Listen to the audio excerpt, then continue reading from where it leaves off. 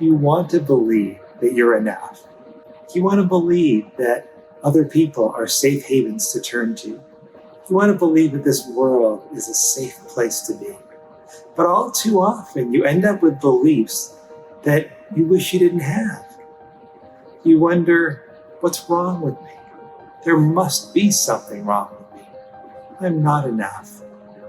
You feel that other people aren't safe, and you can't turn to them in times of need. You feel this world is a place you need to hide away from instead of lean into. What's happened to so many of us that we've come to believe about ourselves, each other, and the world in ways that pull us away instead of invite us in?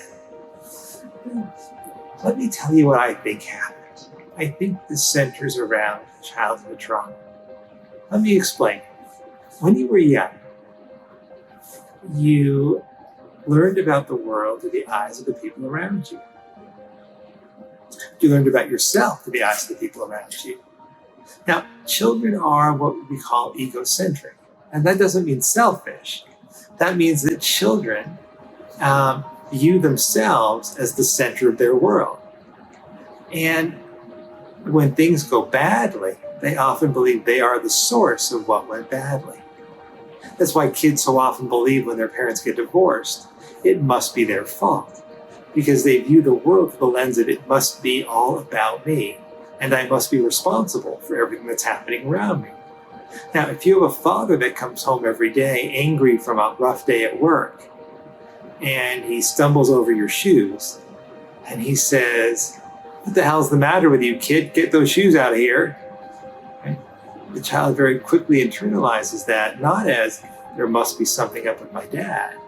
The child internalizes it as, what's wrong with me? And so the child comes to believe there must be something wrong with me. Right? And if dad's angry and mom is avoidant and often anxious, the child may begin to believe that relationships aren't a safe place to turn to. If they go to school and perhaps they struggle in the schoolyard or their teacher's unkind to them, that quickly expands into the world's not a safe place to be.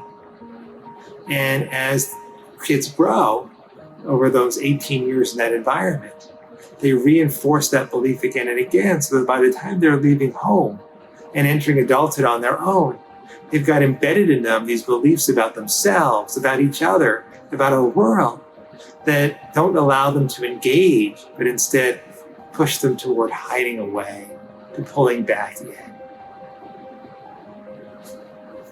And the bind, of course, is that beliefs are often self-fulfilling prophecies.